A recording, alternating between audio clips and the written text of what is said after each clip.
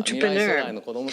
With his desire to leave Earth easy to live for children in future generations, he advocated economic activities that are eco-friendly and aim for achievement of circular society, emulating natural ecosystem or wisdom. In 90s, He came to Japan as advisor to the president of UN University. He led zero-emission research and initiatives to reduce waste to zero by leveraging waste as resources and energy. Furthermore, he advocated innovative business model called Blue Economy, evolving that concept. With scientists and entrepreneurs around the globe, he introduced hundreds of innovations and committed to them on the ground in many locations. I'm sure we will be able to listen to various interesting initiatives, but he has been energetic in these activities to promote a sustainable society. So in commending that, 2021 Goi Peace Award will be presented. Now, I would like to ask Dr. Gunter Pauli to appear. He's busy traveling around the world. He's joining us online today from Dakhla in Morocco. Dr. Pauli, congratulations for winning the Goi Peace. Thank you so much for bestowing me this honor. It is a great responsibility. Thank you. So the diploma and the medal will be sent to you at a later date. We will send this to you. So congratulations, congratulations. Now, we'll be hearing from you later on, Dr. Pauli, but can you just say a few words at this juncture in accepting this award? Can you say a short word right now? Well, first of all, a deep gratitude for this recognition. And I was very impressed with the alliance of your vision for what Earth and humanity represents, and work on the ground that we are doing. I think we need those synergies so that we have more energy and more force to realize the transition that is urgently needed. Thank you. Thank you so much. So before we invite Dr. Pauli for his commemorative speech, I would like to introduce the other panelists who will be joining us for the dialogue session today. Of course, naturally, the Goi Peace Award laureate Dr. Gunter Pauli will be joining us on stage. The other panelist is a board member of Think the Earth and also a producer, Mr. Soichi Ueda. He will be joining us later for the dialogue session. Mr. Ueda was a speaker for one of our programs at Our Foundation back in 2012, and he spoke on the topic of living as Earth citizens at that time. Mr. Ueda, thank you for joining us today. No, thank you for this opportunity. I'm very grateful. And congratulations, Dr. Pauli. And also, I would like to invite Chairperson of our foundation, Mrs. Masami Sayonji. She'll be joining us for the dialogue session. I'm looking forward to it. Thank you so much. And I'll be the moderator for this session. So the dialogue session will take place among these four panelists later on. So thank you for your patience. Professor Gunter Pauli, please begin your Goi Peace Award commemorative speech. The floor is yours. Thank you so much. And please go ahead. Thank you very much. Let me say that no words of gratitude can express sufficiently my appreciation for the organizers of the Goi Peace Award. I'm sure that you considered many other worthy individuals with a great track record. However, since you've decided, permit me to undertake my best to respond in humility to the challenge you have given me. Over the past 4 decades, I've accepted the responsibility for tasks and initiatives no one has ever asked me to assume. A responsibility to correct the errors of the past, a commitment to create better living conditions for generations to come.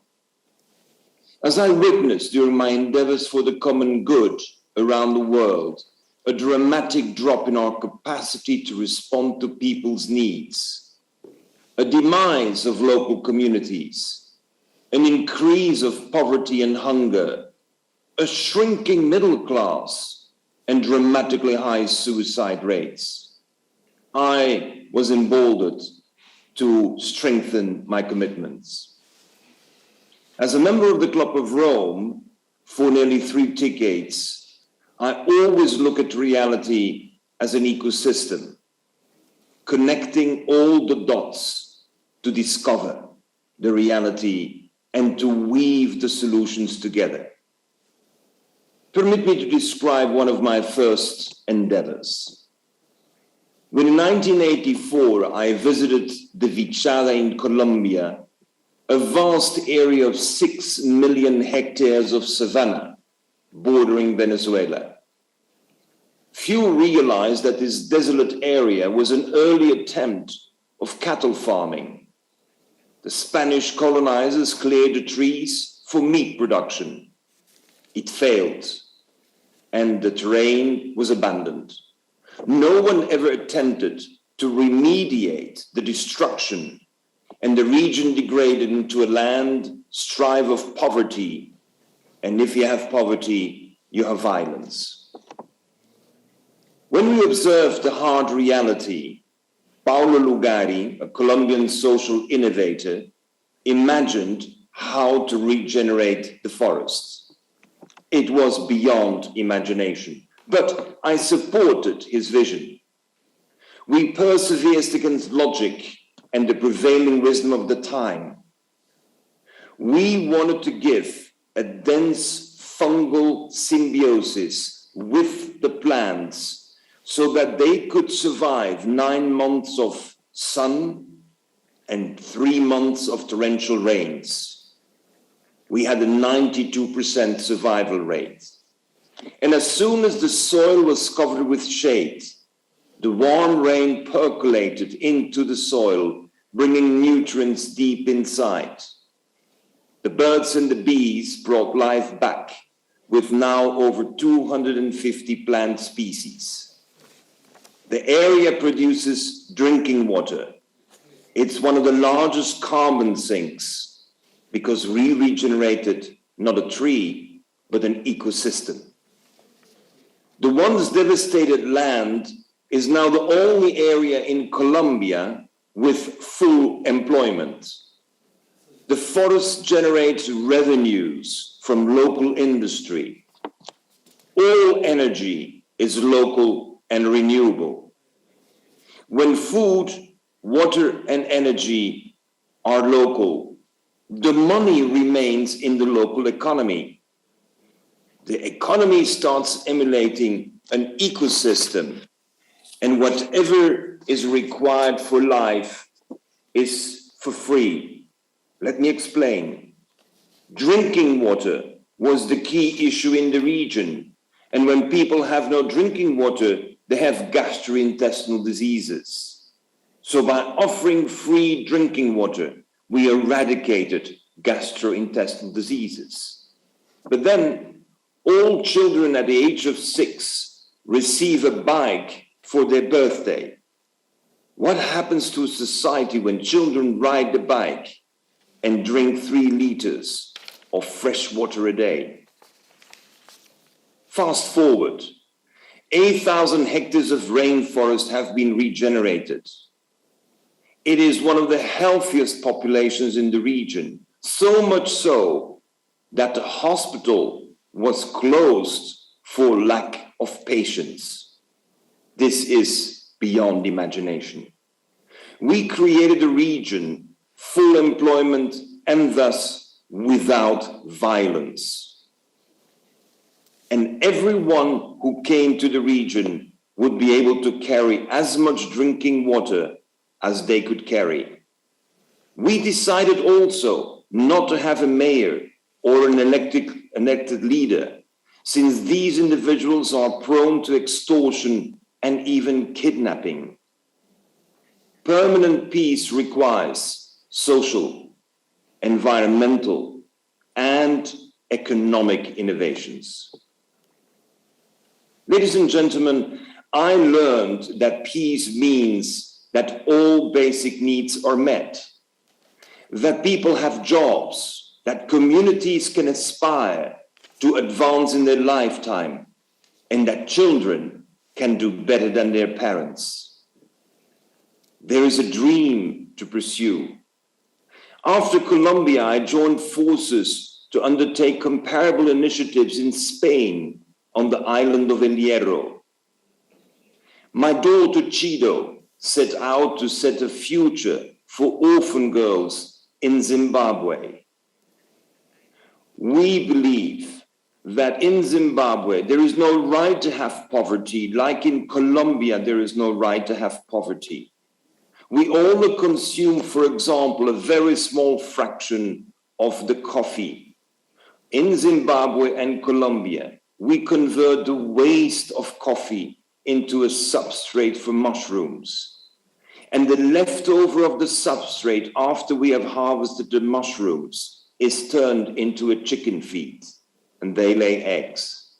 So we have coffee, we have mushrooms, we have chickens, and we have eggs, all with the same resources. The pursuit of these innovations requires a very independent mind. I have been very privileged to have been able to keep my independence. And encouraged by two lifetime mentors, Aurelio Peccei, the founder of the Club of Rome and an industrialist, and Elie Wiesel, the Nobel Peace Laureate, both leaders of thought and action, encouraged me to continue to assume responsibility where no others would dare, and follow my heart more than the logic of my mind. The Club of Rome taught me that the best study of hard realities before us is a systems analysis. I observed the mathematical models and was able to learn from Jay Forrester, the professor at MIT in the United States, on how to create mathematical models to support ecological, social, and economic innovations.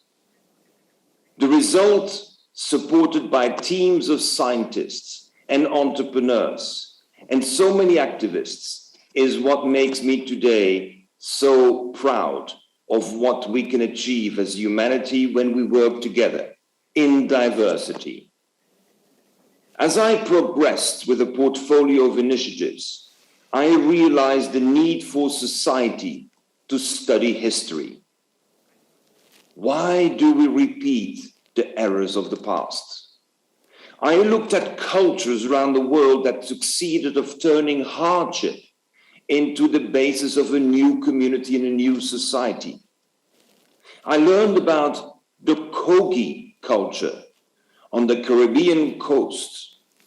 The Kogi were face to face with the Spanish colonizers in the 16th century and decided not to fight. They decided to retreat up in the mountains and created there a complete new city. The agricultural knowledge, the fishing knowledge had to be transformed into the knowledge of how to have a city at 2,000 meters altitude. They had settlements, terraces for agriculture, roads, even wastewater treatment. However, their community was again under stress 200 years later when all their land was confiscated. And through the confiscation of the land, they were forced again to face the colonizers.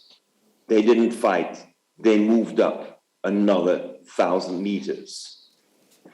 They had to change their art de vivre, how to live. Now, how can they forget their life and knowledge and wisdom as a farmer and as a fisherman, as a city builder and an urban farmer?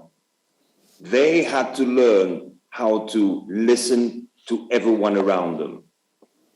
To me, it is very important that through the donation of land to these communities whose land was deprived, they have demonstrated that by understanding nature and everything around them, they can also regenerate the skin of the earth, these forests. Ladies and gentlemen, the Kogi never waged war, never were aggressive to those who chased them from their land. They searched for inner peace, secure water and food for all with what we have. They adapted a new art de vivre.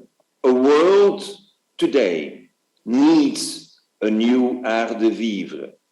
We're facing overpopulation, overconsumption, large-scale diversity loss, massive pollution with nanoplastics that permeate all life forms, starting from the baby in the mother's womb. We have a demise of the ecosystems on which life depends. So we need to realize that the wisdom of the past is not taking us to the future. The art to have a new form of life includes the capacity to discover what you have, find ways to respond to needs, build resilience, and be prepared for the worst.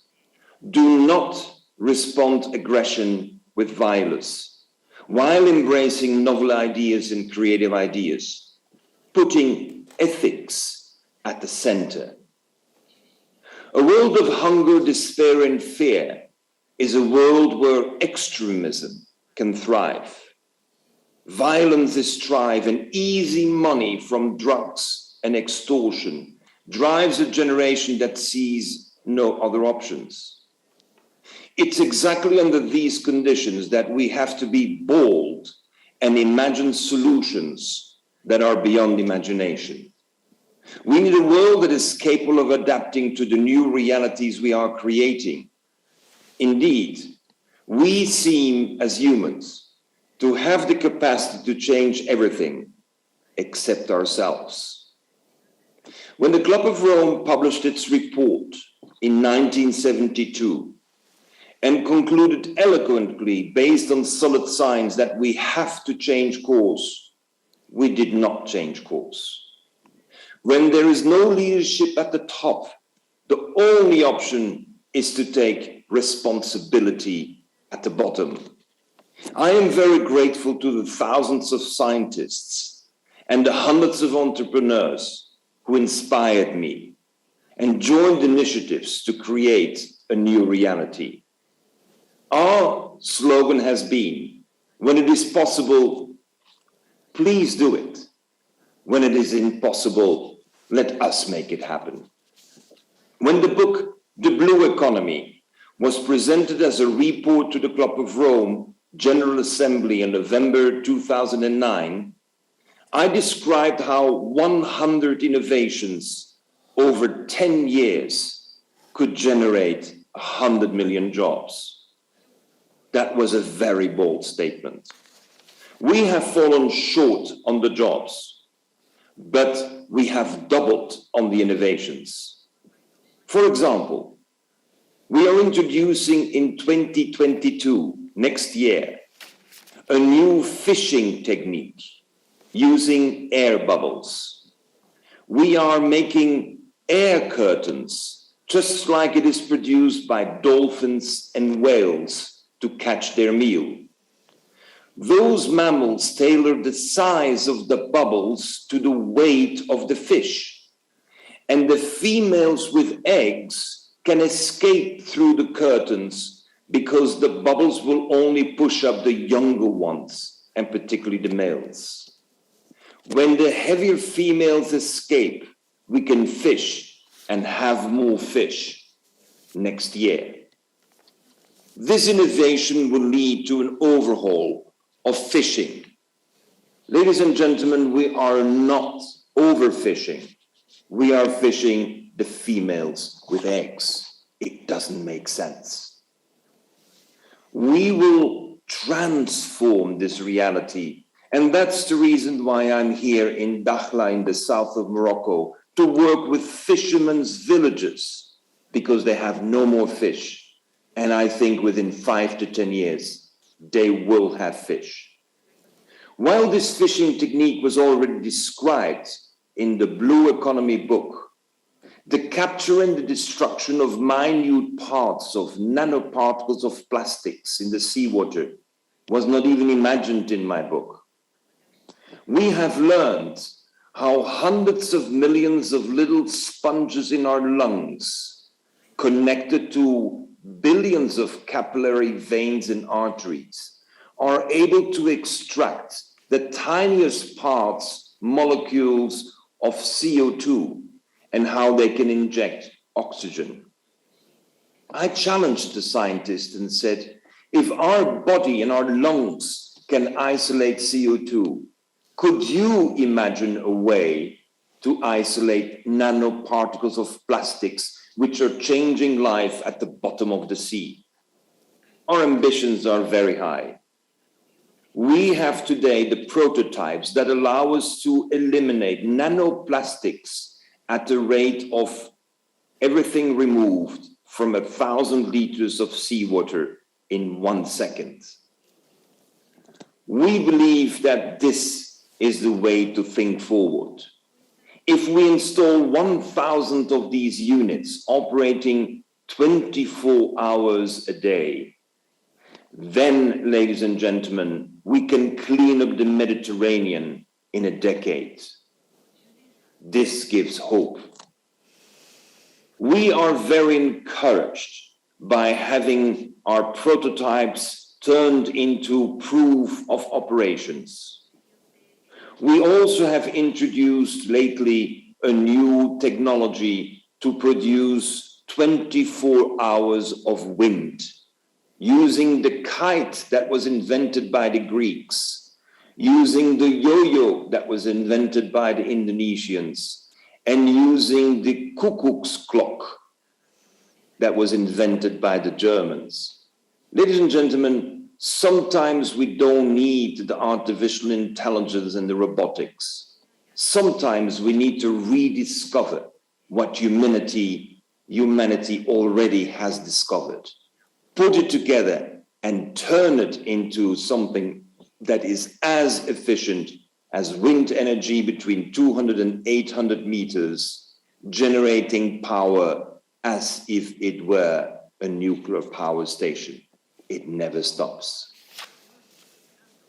The world suffers from what I call analysis paralysis. Over the years, I have adopted a different approach. We focus on implementation. If and when we discover an opportunity to change and shift things around, we immediately proceed to action. Thanks to extraordinary partners and friends like my Japanese friend Yusuke Saraya, an industrialist in Osaka, we are now outfitting a ship, Porima, which will implement the novel curtain of fishing, which will implement on the ship the removal of the nanoparticles, and which will be operating novel wind harnessing techniques. Porima is a beautiful name because Porima stands for the Roman goddess of the future. Porima was the protector of pregnant women. We have to birth a new world, and we have to work together on that. We are preparing the departure of our ship from Japan, from Osaka, in the 15th of December, 2021. And we will go around the world to share everything that we know and learn from everything that people will share with us. By 2025, we will return to Japan and demonstrate our experiences and our learnings at the World Expo in Osaka. Ladies and gentlemen, distinguished members of the audience, standing here before you is an uncomfortable task, since the voice is one, but hands and the minds behind it are so many.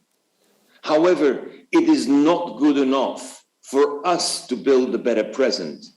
We must prepare the next generations for a tough future. As father of 6 children, I know that we cannot solve all problems in one generation. This is a task for generations to come. 30 years ago, I embarked on writing fables for children.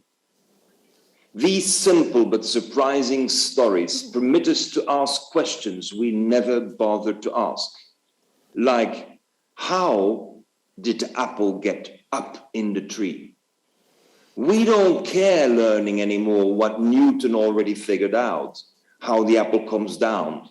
We need to know what are the 7 forces of physics that help the apple defy the law of gravity. Children love this kind of questions to which their father has no immediate answer.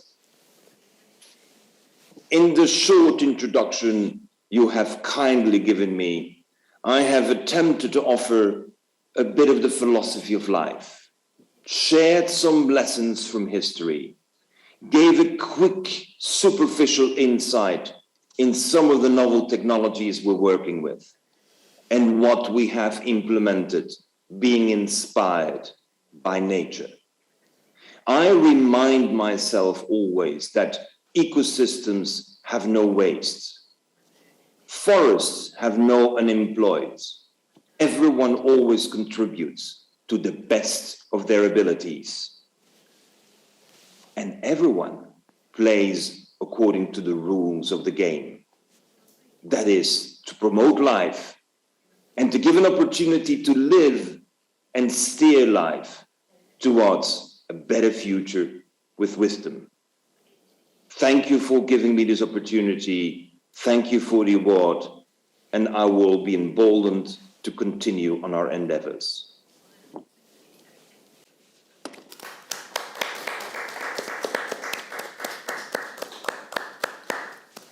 Professor Pauli, thank you for your wonderful, wonderful speech. Well, Professor Pauli, I have read many of your books. You say that we should not ask Earth to produce more. Consider doing more with what the Earth has already given us. I was very impressed by those words. And having heard your presentation today, you talked about your experience in Colombia. They cut down a lot of trees just to produce beef, but then the land was abandoned. But through your patience and through innovative efforts on your part, the land was able to be rejuvenated, and there was regeneration of the ecosystem. Not only that, you created a self-sustaining community there. And as a result, this created many employment and also generated and created new values. Also, you talked about your experience in Spain. Coffee beans are really wasted in the production. By using the waste coffee bean waste, you use that to build up a community to produce mushrooms. Indeed, abandoned land that was not used or waste that was not used are turning into something that is beneficial and useful. And they're used as a new source of resource. They're used as a resource. So what's negative has now turned into something positive. So therefore, I think there is double the effect as a result. So I think that is one of the features of the blue economy. Also, the model of the blue economy is learning from the natural ecology and ecosystem, and also learning from the indigenous people, learning from the wisdoms of the indigenous people. There's so much to learn from the natural environment. Now, before we start the dialogue, I wanted to ask this one thing. You have been advocating the blue economy.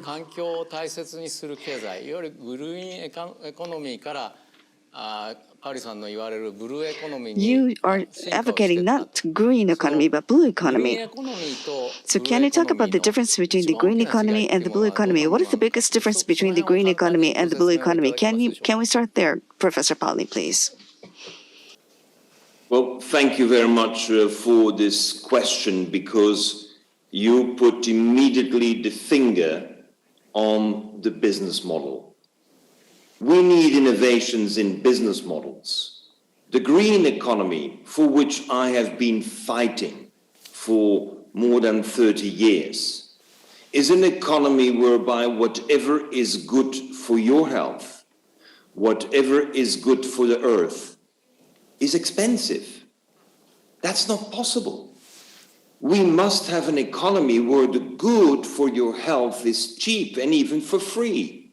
We cannot turn that into a commodity. But that's because we have chosen a business model of competition. Competition whereby you have to be the cheapest on the market to win. And if you have to be the cheapest in order to win, not only in your country, but around the globe, then the only option you have is, unfortunately, not take care of your workers, not take care of the environment, and not pay taxes. And we unfortunately see that it is the framework of the business model of being the cheapest that makes the green economy expensive. If, on the other hand, you look at the blue economy, where we are in the first place focusing on what do we have in our environment, and even if it's a savanna that looks desolate, we need human creativity. We need to understand how nature functions and then transform that into a productive environment. The blue economy will secure that what is essential for life is for free and everything else generates a lot of value. So in summary, green economy is within the manufacturing and competition model whereby the cheap is the winner. We in the blue economy, we want to use available resources, respond to people's needs, and generate value, and not only value in money. Thank you so much for that. Then from this point onwards, we would now like to begin the dialogue entitled Creating a Future Beyond Our Imagination. So let us start our dialogue session. First, I would like to invite Mr. Ueda for his comment. Mr. Ueda, 20 years ago, you set up Think the Earth, and you've been active in creating a trigger for people to really think and act on environment and society through your many projects. So, Mr. Ueda, would you like to share with us your thoughts and impressions about listening to Professor Pauli's presentation? And also, can you share with us about your own activities as well? So, I'll turn to Mr. Ueda now. Mr. Ueda. Thank you. And thank you very much for inviting me to this remarkable event. Once again, congratulations, Professor Gunter Pauli, for receiving the award. When you published the Japanese version of the Blue Economy in Japan, I was at the venue when you delivered the lecture in Japan. And at that time, what was exactly mentioned in the question, blue economy and the green economy was explained, and I was very impressed at that time. And referring to what was just mentioned, I think this will be discussed later on. But the teens in Japan, I work quite often with them. The younger generation in Japan, at least those younger generation in Japan feel that the current world is not gentle to them. And they say very honestly that they want to change the world. And I am very impressed with them, and I'm always trying to support them. And what is difficult for the younger generation to understand is how can we transform the current world to more gentle society? The blue economy that you advocate is related to the path. And once again, as I listened to your talk, I was reassured. The society with violence and poverty, thanks to Professor Gunter's support, ecosystem and employment will recover. So you talked about something that was really striking, or the technology that the life has. By taking advantage of that, nanoplastics to be removed. You are now working on bold initiatives to do that.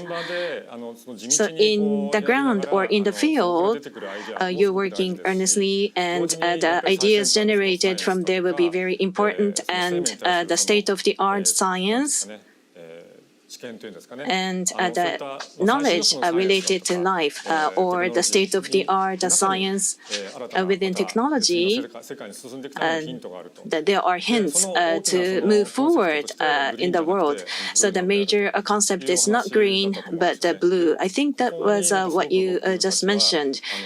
And I am very encouraged by that. So once again, thank you very much for your insightful presentation. And it's 20 years, but I have been involved in Think the Earth, and I would like to briefly explain. Allow me to use some slides for my presentation now. So this is the name, Think the Earth. We are an NPO. Our name is Think the Earth. We started back in 2001. I was born in 1965. I think you went to Colombia in 1984. I would have been in my teens when you were in Colombia, sir. But during the 1960s, as you are aware, this was the first time that man was able to see Earth from this space. And in 1967, in the United States, for the first time, a colored picture of the Earth was captured through the satellite. And in 1968, we were able to shoot the picture of the moon directly, and people landed on the moon. I was only 3 or 4 back then. So in that regard, when I was aware, I was able to see this beautiful picture of the Earth. I was a very fortunate generation. So I'm very grateful for that. So that is why I began the NPO entitled Think the Earth, out of this sense of appreciation. My first project was this. This was a watch that could show you the Earth from the space. It's a watch. We wanted to do something digital, actually. We wanted to create something that can capture the real Earth.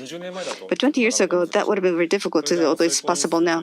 So together with a company called Seiko Instruments, we created this analog watch. We have the Southern Hemisphere and the Northern Hemisphere version. And so on a 24-hour basis, the watch turns clock. And we designed this watch and manufactured and sold them.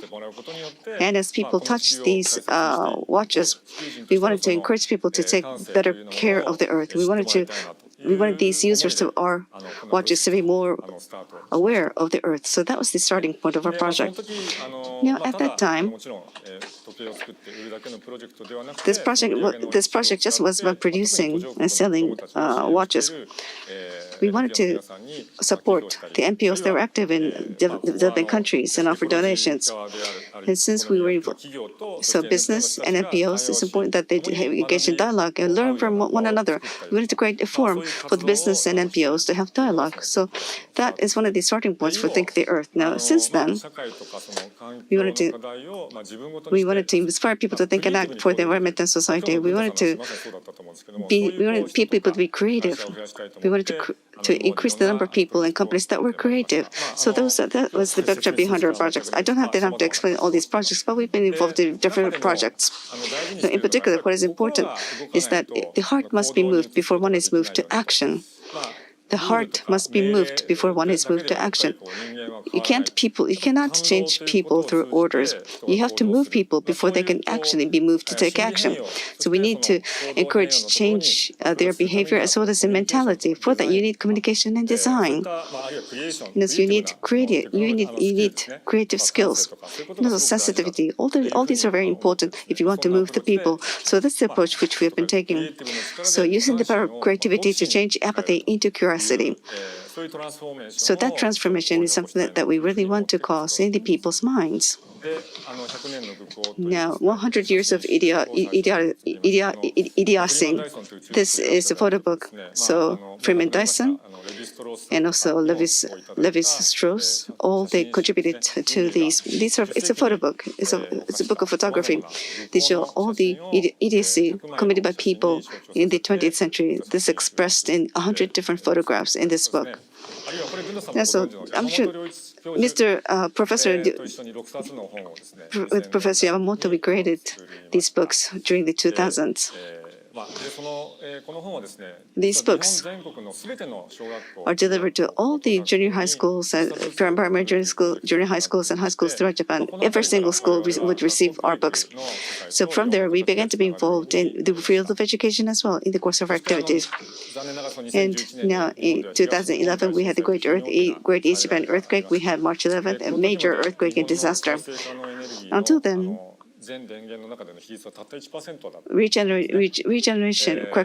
renewable energy only accounted for 1% of the power mix in Japan. But now we are trying to.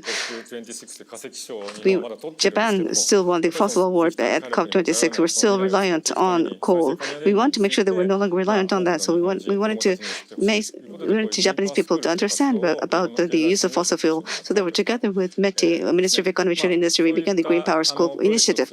So through these initiatives and projects, we wanted to have dialogue with school teachers. And later on, I'll talk about SDGs for school project as well. So these projects translated into those new projects. So that is all for the introductory remarks. Thank you very much. We'll talk to you later. I'll talk about SDGs for schools later on to this session. Thank you so much. Thank you, Mr. Ueda. So, Chairperson, what are your impressions after listening to the presentation? And also, today's topic is creating a future beyond our imagination. You talk about going beyond the norm and common sense. So, Chairperson, would you like to start? Okay, thank you so much, Professor Pauli. Thank you so much for your wonderful, moving speech. Also, listen to each single word. And you have so many different ideas. You have seen many people that are faced with many difficulties, but you were so moved to change their lives. So you have that sense. You have wonderful sensitivity. You moved to change the lifestyle of these people. You also have many ideas to translate your thoughts into reality. And you have the sense of activity to take action. So you have belief, imagination, creativity. You have so many things. You have so many wonderful assets in your own single body. And Mr. Ueda, I really identify with what you mentioned. I listened to your comments for the first time, Mr. Ueda. So when you're moved, how do you change your personal energy into action? People have that energy to translate into action. That's wonderful. Many people think that they want to do something, but very few people act on it. But you're the chosen few. You are able to act on your own belief. And I think it's not an accident, but it's not by accident that all of us here gathered in this dialogue. We were connected. We were meant to be connected. And I'm sure that you all make efforts to prevent all these disasters and all these horrific actions happening for the globe. We need to work together to prevent such disasters going forward. We have so many different objectives. You have the sense of awareness to act on your belief. The fact that such people are connected today, this is wonderful. That this was out of necessity. This connection today is out of necessity. Together we can change the world. So as you mentioned earlier, we need the power of the young people. The young people, they're so wonderful, aren't they? There's so many wonderful young people throughout the world. So we have to nurture such younger generation, lead them and guide them. Of course, I don't want to be auspicious to say that we will guide them, but it's important that we talk and consult with the young people, help each other. So I'm very much inspired for the near future. I have so many ideas now. I hope I don't die before I act on my wonderful ideas. But your wonderful imagination and your sense, that's wonderful. And also, you're very confident. You have self-confidence. That is very important. Your confidence allows you to act. That is the source of your actions. If you lack confidence, you just imagine. You say, oh, you may imagine things, but people who don't have confidence have very negative philosophy. But both Mr. Ueda and Professor Pauli, you're so positive. I'm also a very positive person. I have no negative thought at all in my body. I know that things will improve. Things can be done. I know that. That has been my belief. I'm now at the age of 80. That is how I live. That is how I lived. I will not give up. I'm not going to give up. I'm going to work together with young people around the world. And I will talk to people with different beliefs, different religions, and different economic capacity. We're all valuable people with dignity, and I really want to work together. Thank you so much. Thank you. Thank you for that comment. About youth, we would like to discuss later on in the second half. And to Professor Pauli, there is one question I was eager to ask. As Mr. Ueda mentioned, it's about environment energy. Until just a few days ago, there was a COP26 and the heads of states gathered and the climate change conference was held. In order to build a sustainable society, global warming and CO2 emission are the urgent issues that we need to address. And what I would like to ask Dr. Pauli is this coal power and also high-risk accidents and also nuclear power plants, which do have the waste issues, and we need to have society which do not have such situations. And is this feasible? Especially Japan, exactly 10 years ago, we had a nuclear power accident, and how we should think about the energy policy is an area of interest, and I would like to hear your opinion. Well, thank you very much for this question. And permit me to, first of all, congratulate Mr. Ueda for his work of Thing the Earth. I mean, I was fascinated to see this watch, and I'm fascinated to see the different initiatives. Next time I come to Japan, I would like to have the honor of meeting you and learning about your 30-plus initiatives. I'm sure they will inspire me very much. So let us make that connection a deal, okay? Now, coming back to the core question that has been so rightfully asked, is it possible to imagine a world without coal, without nuclear? And of course, it is only possible when we decide we're going to do it. And that decision, unfortunately, is not going to be made very soon. I know that we lack a lot of leadership at the top. And if there is no leadership, then we need the citizens to take the initiative to prepare the next generation. And we need the citizens who feel responsible to take initiatives. But we cannot only propose that we are substituting nuclear and coal and diesel generators only by having more solar and more wind energy as we have today. We need to innovate on the energy side. And it is there where we have seen the opportunity of the kite technology. This very simple technology whereby the kite goes up and down, and by going up and down generates power 24 hours a day, using actually what every child knows, a yo-yo, using what every child has played with on the beach, a kite, and using what everyone has enjoyed listening to, a cuckoo's clock. That energy is an energy that we don't use today, that is not available today. A second energy source that particularly in Japan would be possible is the seaweed. Japan is a massive farmer of seaweed. You have some of the greatest seaweed cultures. But whenever the fishermen harvest wakame or kombu, only 20% is being used. The leftover 80% is an extraordinary generation of biogas. Now, the kite technology can be installed in Japan over its huge forest areas because we know Japan is covered by forests, and it would not at all be an invasion into the day-to-day life, not even the visual one.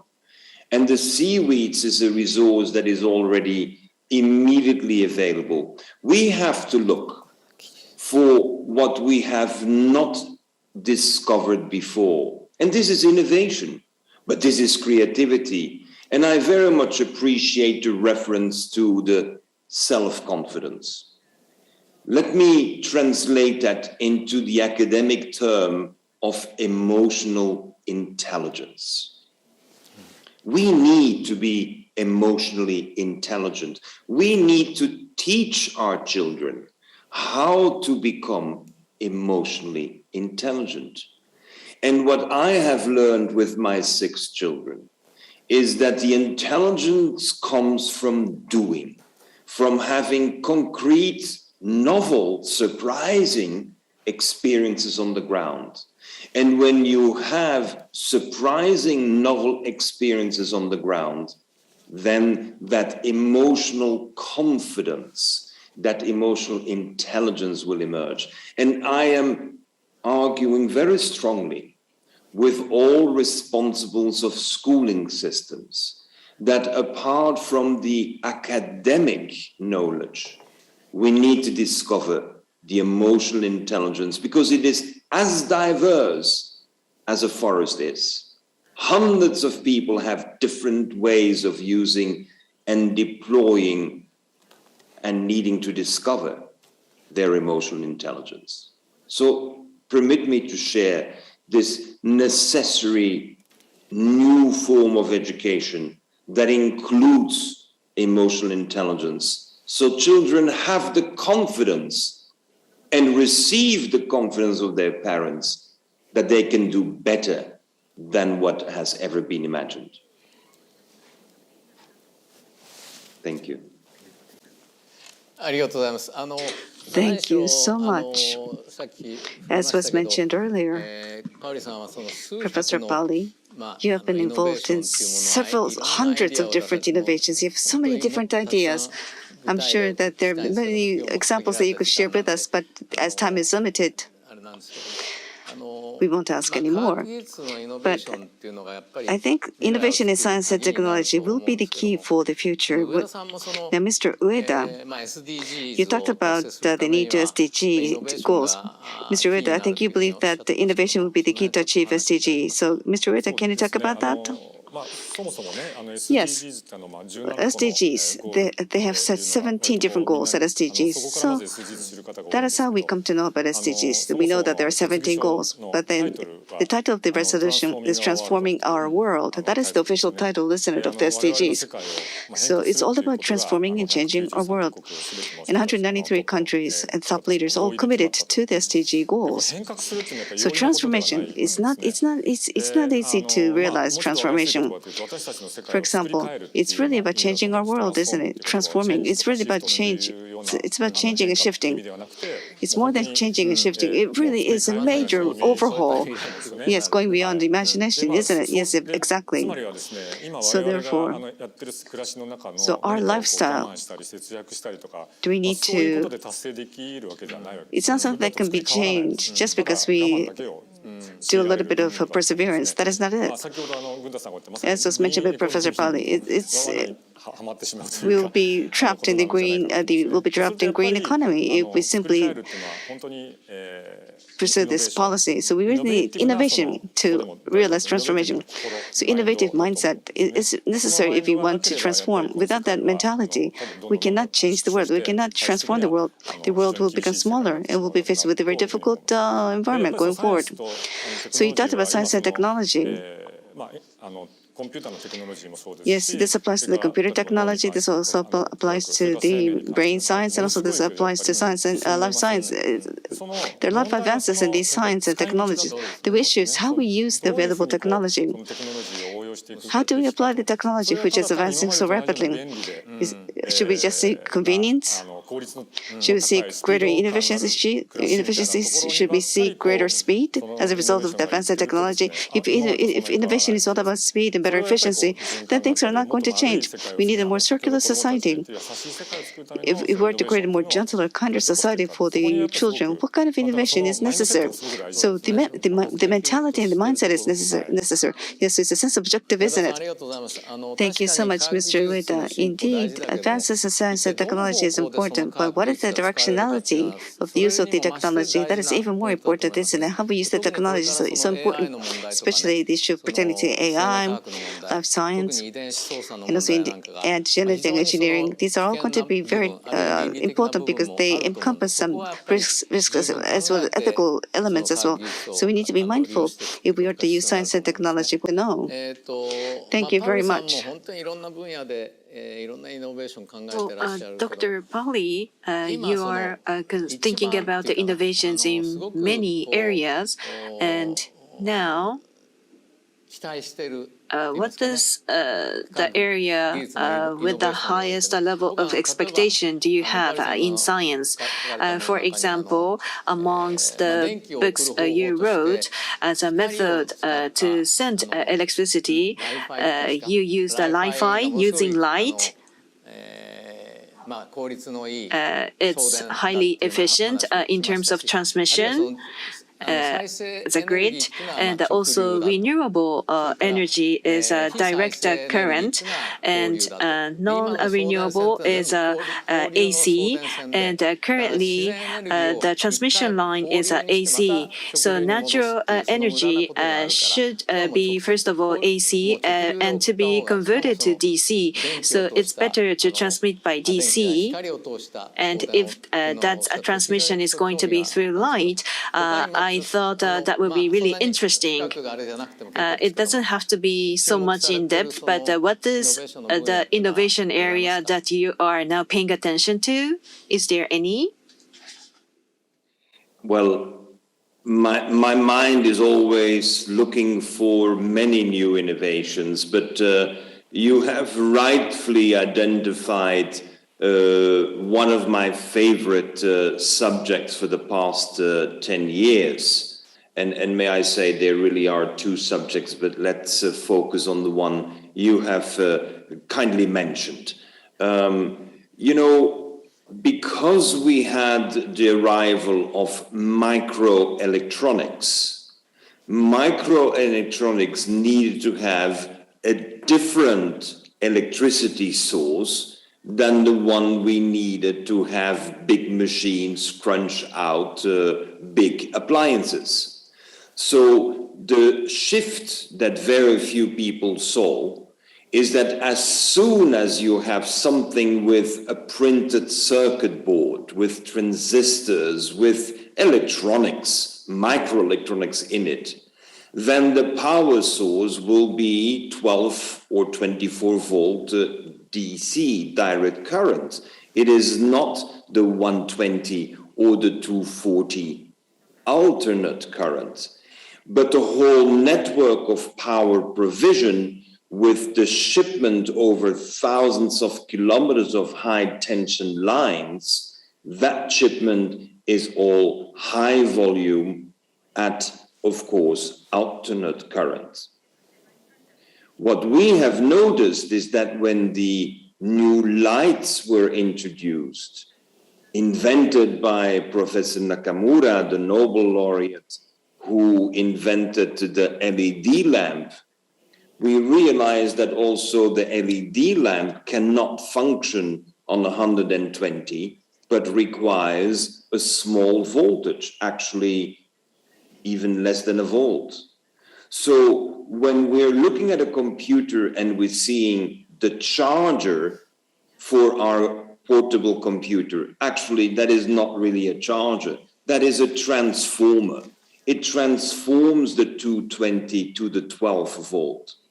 So if you now have light that operates on 12 volt locally, not to be sent around the globe, neither around the city, then you can use fiber optics. You don't need copper anymore.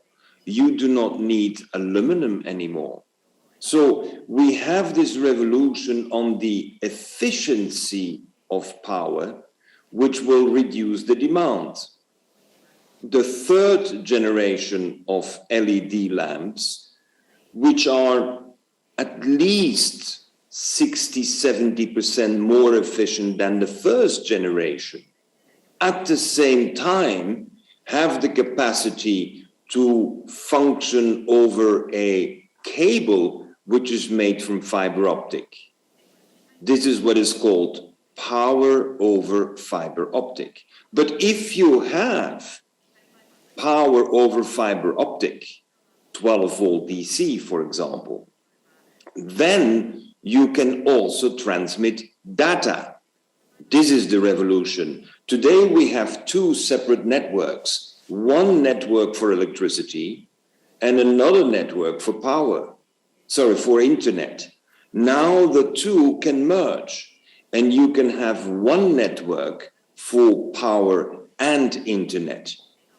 The tests we have today for the internet over LED lamps, LED lamps, reaches already 252 gigabits per second. That's 250 times better than the 5G, which is considered the best in the industry today.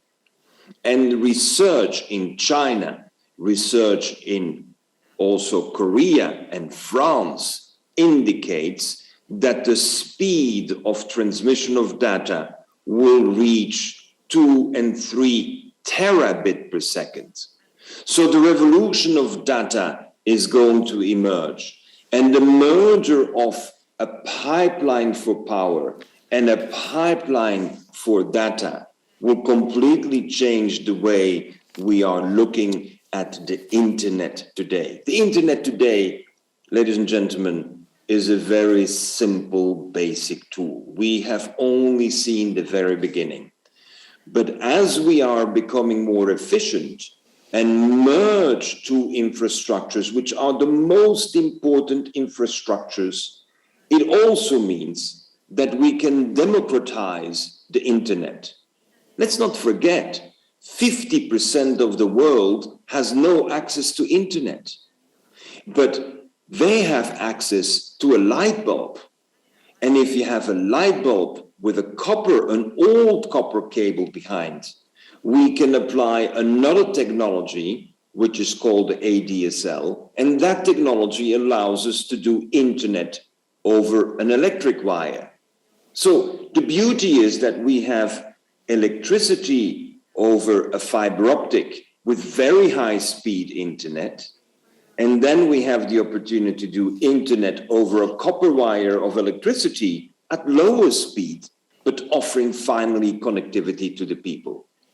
This will change the way we manage hospitals. This will change the way we do the just-in-time logistics. This will change security systems. We will see a new revolution at a very high level of efficiency.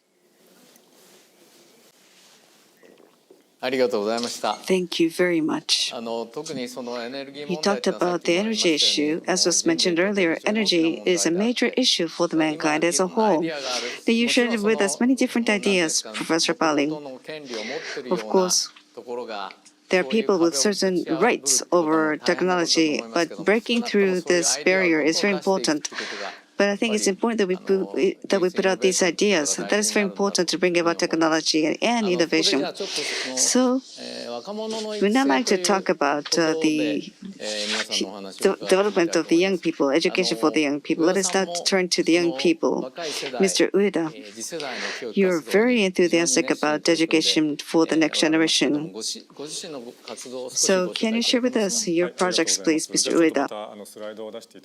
Thank you. Then I would like to use some slides then. So right now, we are involved in a project called SDGs for School. This has been ongoing since 2017. SDGs were adopted in 2015, so 2 years later, we launched the SDGs for School. So we were trying to create a future with children. That is the title you see on the Japanese screen. So it's important that we're creating the future together with children. That is our slogan. So we're not going to entrust them. The old people, the adults also need to take responsibility in creating a future together with children. That is the message. Now, our partner, Mr. Santo, is a teacher of biology at high school. We came close to this person and he said, as soon as passing the exam becomes the purpose of learning, children's smiles disappear from school. Why? That is because the purpose of learning is about passing the exam. And this Mr. Santo wanted to do something about it, because learning should be something that is joyful. Learning should bring about smile. But then the Japanese education system is such that we're actually wiping the smiles off the children's faces. And I was shocked that a teacher would say this. So I wanted to do something to change the situation. That's how we launched SDGs for School. So a project to support teachers and students practicing creative education to build a sustainable world. So it's a project to supporting teachers and students in their learning experience. So the first thing we did is this. It's a booklet. It's a book that we created. This is a textbook. So it's a book about various ideas behind SDGs. And so we would actually deliver 40 such books to one class over 1,000 different schools throughout Japan. But that's not all. This became a trigger for places like Kanagawa Prefecture and Saga Prefecture in different states throughout Japan to launch similar programs. So now this initiative has really triggered local initiatives in different places throughout Japan. And we're also delivering that to different schools now. Now, on top of that, there was talk about emotional intelligence. Professor talked about emotional intelligence. We felt that experience really helps to lead to confidence on the part of the teachers and students. This experience leads to motivation. So that's why every summer we would invite 10 teachers and 20 students to, and this is a study tour to Borneo. This is an issue faced with palm oil related issues. They're faced with various challenges. So we together go on a tour to Borneo and learn about things on the ground. And also, we would invite teachers from throughout Japan, and we would discuss the future of education. And with the students, also with people from the business community. It's a forum to connect these different stakeholders.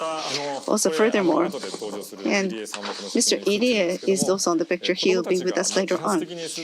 So, children on their own volition are involved in SDGs, and there is an exponential growth of activities. They're learning about issues that they want to learn. They really want to communicate their thoughts. And that has been the feature and the nature of their activities for the past couple of years. So we wanted to support such children's activities. So this was the first year. Second year, the number of students increased to 100. And also, furthermore, children are now beginning their own activities, and we need to offer a forum whereby the students could actually present their findings. So creating a forum is something that we're also doing. And also, in Japan, in various schools, we have this so-called cultural festivals throughout the different schools. Not only, those festivals should not be closed to schools. We should actually go beyond schools. So going beyond schools, going beyond generations and genres, and going beyond regions. Sustainable society tends to focus on cultural social solution. But what about culture? What does culture entail? We wanted to have fun about communicating about what culture is all about. So this is a children-centered action. This is pre-COVID-19. So a lot of different students and companies, corporate representatives will come together and be engaged in communication. So that's the activity that we're involved in. Because of COVID-19, face-to-face activities have slowed down, and most of the activities are now online. But then children want to continue to learn. They don't want to stop learning. We have so many young students who want to continue to learn. So therefore, we are involved in various online projects with those children. It's all about education. Now today we are with us someone who is important SDGs for schools. He was only a sophomore in high school. Now Mr. Ide is now a university student. He's here in the audience today. So I wanted to hear directly from the young people.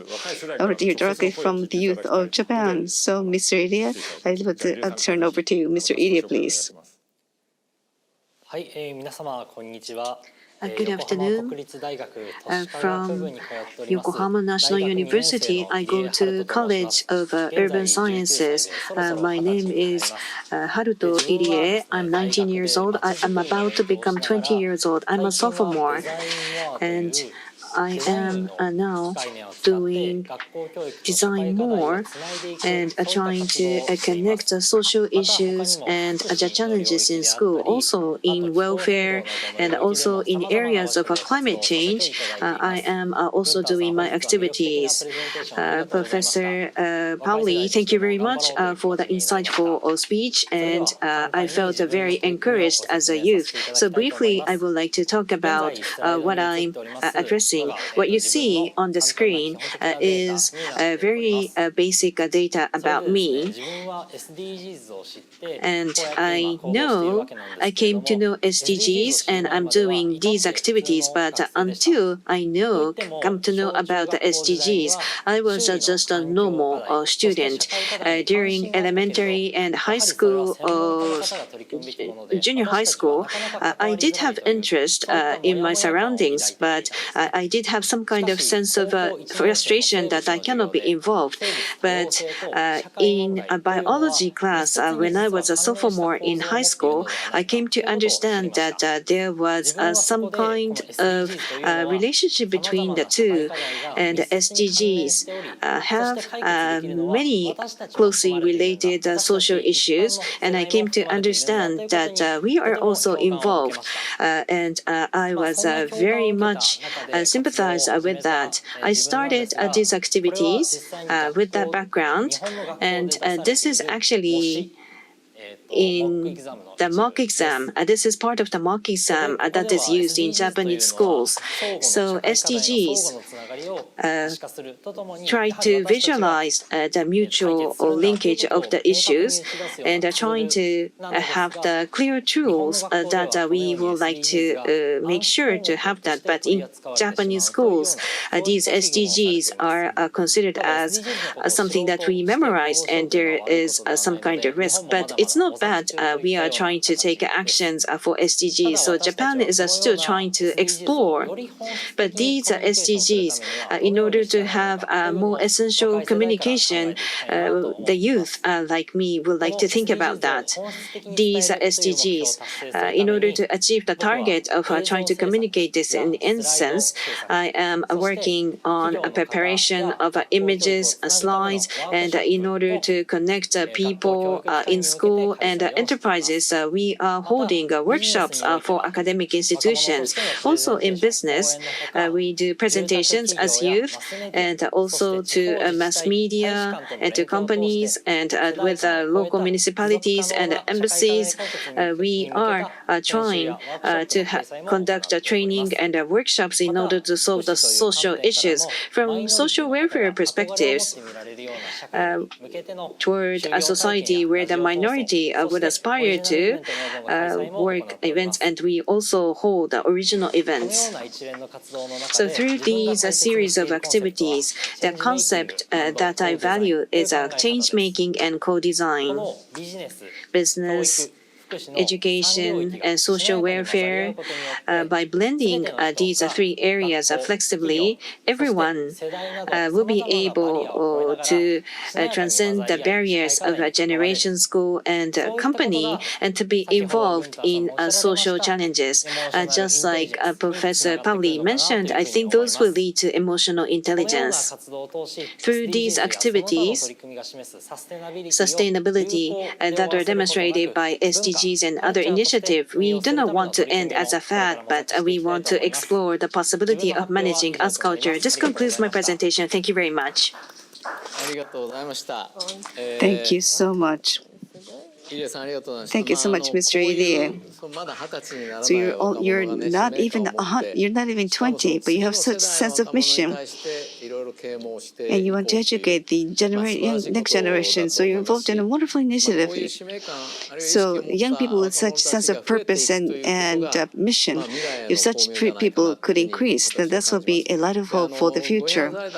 At Goi Peace Foundation, we are very much focused on nurturing the young people.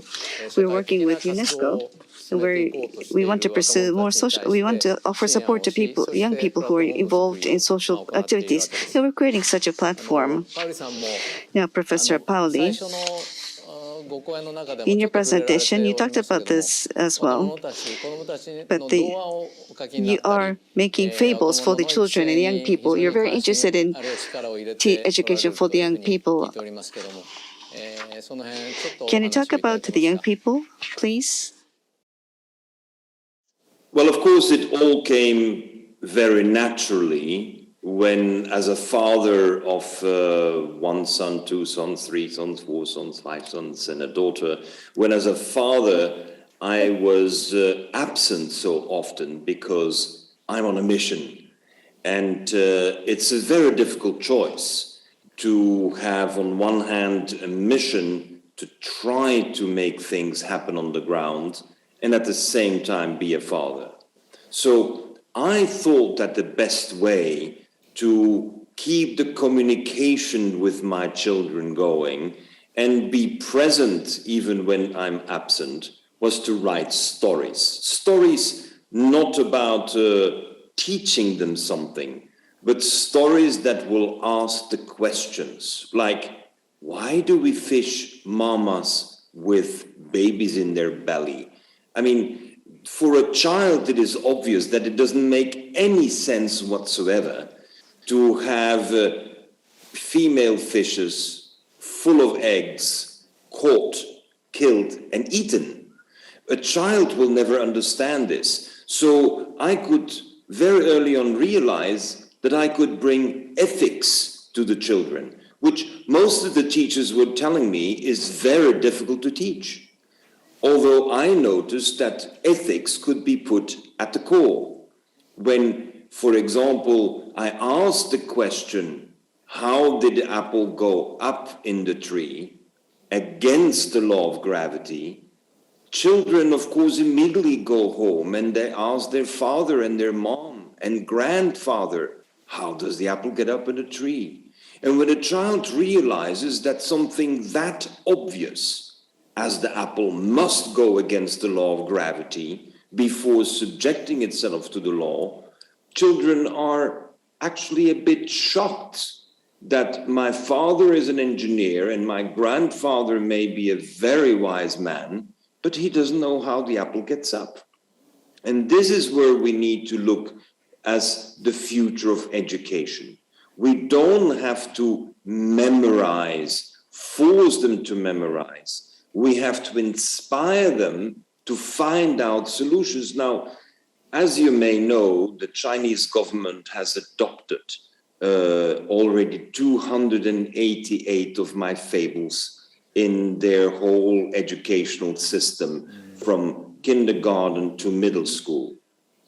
And it's so interesting for me that after only 1 month, the children know which 7 laws of physics make the apple go up against the law of gravity. Fascinating. How do they figure it out? Because even the teacher doesn't know. I think this is how we have to look at education. It is education and inspiration, but with ethics and with discipline. We cannot have a free-willing world to do whatever we want, but we have to give the children the opportunity to discover what they have in them. And when children discover what they have in them, then with a very high level of motivation, they will dedicate building on their strengths and imagining that world beyond what their parents could have imagined. ありがとうございました。Thank you very much. From Chairperson, on the educational activities of everyone, what is your comment? Well, they're all fantastic. From first-hand experience,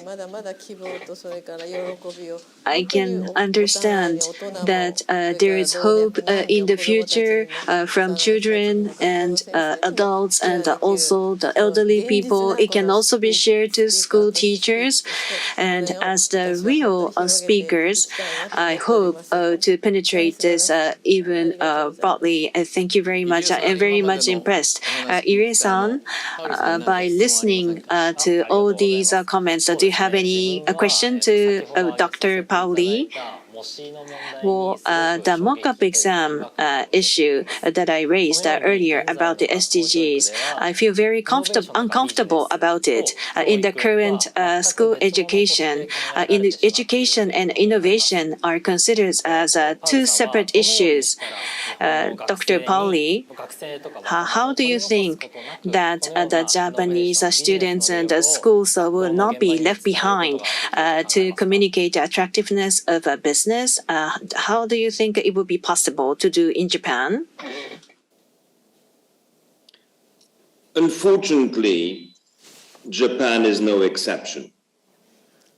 I have traveled more than 150 countries around the world, and I have visited schools everywhere. And unfortunately, the most conservative social structure we have is teaching in schools. We are still teaching with the tools that we had in the 19th century. This is not possible. And I think particularly when we know that we have to change the wisdom, we have to change our methodology.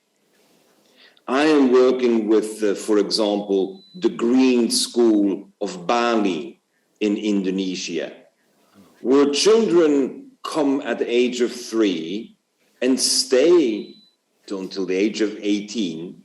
But the goal of the educational system is that the children know how to realize their dreams. Now, as you can imagine, this school is overwhelmed with requests because as soon as children learn that there is an opportunity to go somewhere where they assist you in realizing your dreams, you want to be there. And I think that we are in a need to do a transition of the learning system. And we have to bring in not just the ethics, but I feel that we have to bring in the entrepreneur for the common good, as you're doing as a student. The entrepreneur for the common good is not just an entrepreneur who's looking at making money and doing business. It's an entrepreneur where he or she wants to improve the quality of life. And many young people are not happy with what they have now. They may have material wealth, but they're not happy. And they're not building up a new wisdom. So the capacity to be able to work on your life dream, which includes improving the quality of life as the common good, I think that is what the purpose of education should be. It should not just be to be competitive on the world market and have the best engineers. Best engineers, as we have learned from the famous French writer Saint-Exupéry, who wrote the book, The Little Prince. He gave me a very wise statement. If you want the best sailing boat to be built, don't teach children how you build a boat. Sit down with them, talk to them about the great voyages they will be making, the surprises and the discoveries in the world, and the best boat will be built. And this is what we're missing in education today. we have to have the children discover the vision of this better world with quality and ethics, where we take responsibility, and then whatever technique they need to learn, they will and can learn. Thank you. ありがとうございます。 That is wonderful. Thank you so much. Mr. Irie-san, Mr. Ueda, any response? Thank you so much for your answer. I think the education system in Japan faces structural issues. And also I think we ourselves, we have to take responsibility in changing that system. So going forward, I would like to learn not only at schools, but also through my own action. I hope to resolve various educational and social challenges, and also pursue transforming our world through innovation and through business. I hope that I can act upon transforming our world. So thank you so much for your insights, sir. Mr. Ueda, any response? I'm sure that you have so much that you can identify with, right? Yes, you talked about Santekujubiri. That's a very easy to understand example. You really symbolize what is happening in the field of education. You talked about the great voyage. That is the role of the teachers. That is the role of us. We should talk about the great voyage and the great excitement. You also talked about how we find opportunity for inner development. I was so impressed by your words. So if we could create such an opportunity, the children will go off on their own and study on their own volition. But then, of course, we should let them be. It's important that we work together with the children and learn together with the children. We have to show that we want to learn with them. That is being asked of us from us adults. So thank you so much for a wonderful, wonderful comment. I really appreciate it. Well, Chairperson, as you know, Goi Peace Foundation, we're involved in space for the children. It's important that we recognize the beauty and the wonderful aspect of our children. So can you talk about the Earth Kids Space Program at Goi Peace Foundation? Yes, indeed, our foundation really focuses on education for the children. It's important that we work together with children. They should learn. They should play with sand and soil. They should go out in the wild. Yeah. It's important that the children experience and learn from those experiences, and then naturally they'll be able to find out the direction that they want to go forward in the future. They should not be taught by adults. They should not be guided by the adults. The children, on their own volition, should be able to find what they want to do. So our program called Earth Kids Space Program at Goi Peace Foundation, initially children who were very rowdy in the beginning, but they were not scolded for being rowdy. We wanted to bring out the positive aspect of these children. And through that, the children who took part in the Earth Kids Space Program really changed their behavior. So I think it's important that we recognize the essential good nature of the children. That is the point of the education. Well, now, since last year, we have been facing COVID-19 and the pandemic. And I think we have really been swayed by COVID-19.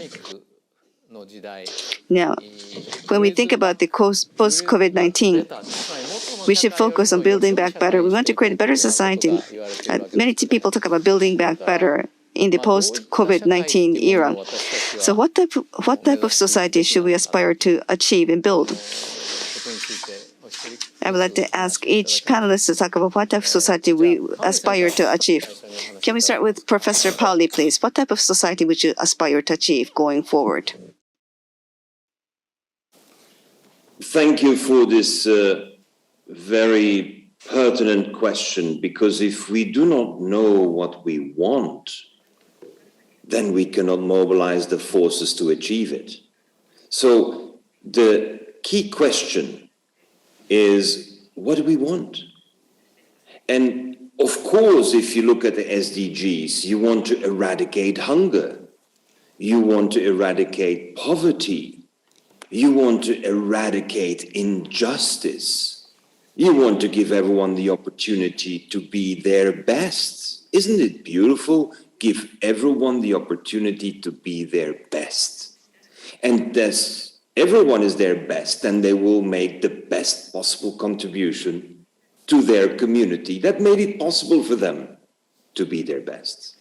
So I believe that we have basically three building blocks that we need to offer the opportunity. One is indeed access to science and knowledge and having a continuous touch with innovation, discovery, surprise. We need to build in a genuine surprise in society. Like, I did not know that we could take nanoplastics out of the water the same way that our lungs take CO2 out of our blood. Surprise. I did not know that the whale can pump 1,000 liters of blood through its arteries and veins only with 6-volt direct current, operating 80 years without maintenance. I did not know. Surprise. So first of all, we need the science with surprise. But second, as a young person, a child growing up, we can't express ourselves purely with smart words and beautiful sentences. We need the arts. That means that we have to give the chance to the children to express themselves through the arts.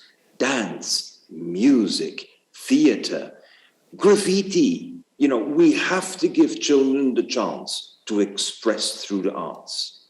But then we, in the third place, have to give them the opportunity to do with discipline and with focus. And in order to have discipline and focus, I have asked all my children to learn martial arts, not to defend themselves against the bad, but to self-impose those healthy living conditions that you're aligned as an individual and that you have aligned with your forces that you have.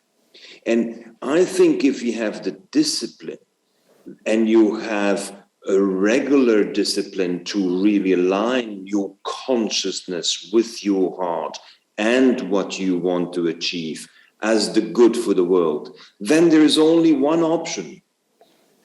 You take action. You do something.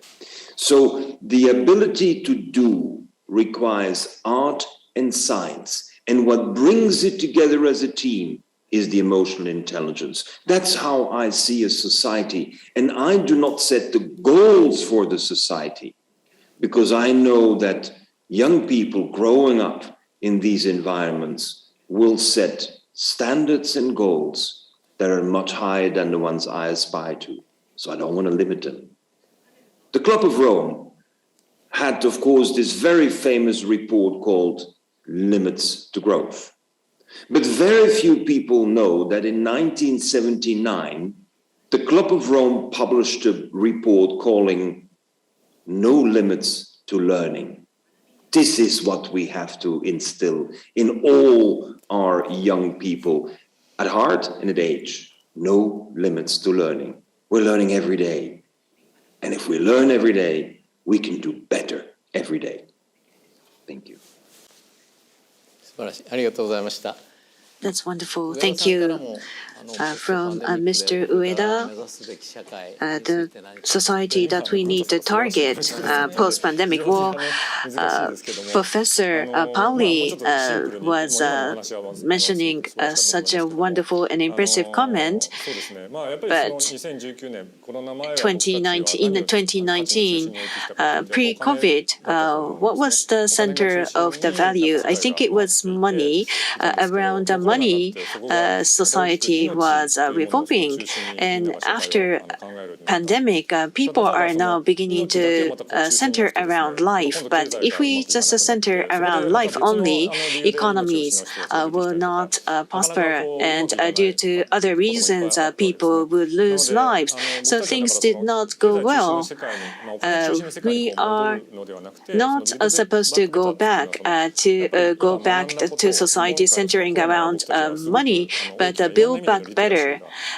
Due to COVID-19, I think we were able to have different types of literacy over the past 2 years, both money and life, and also global environment, including greater level of life. I think we need to change our values, and I'm sure we will change because we were severely affected. So I think that it was such a huge opportunity for us.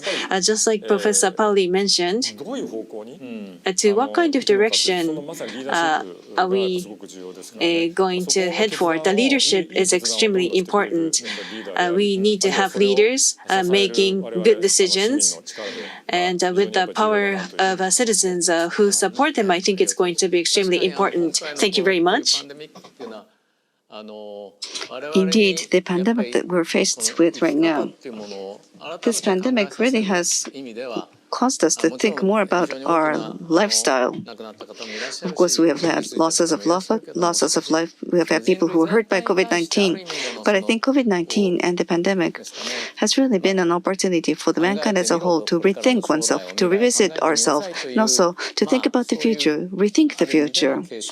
So it was a warning bell, wasn't it, for mankind? Now, Mr. Irie, I would like to ask you the following. If each individual were to create a better society, what can we do as individuals? What type of contributions can each individual like ourselves make toward creating a better society? I would appreciate your views, Mr. Iriyama. Thank you so much. Yes, if I may talk about myself, I like the word well-being. I hope that people will talk about and will think about the well-being. Now, the term well-being.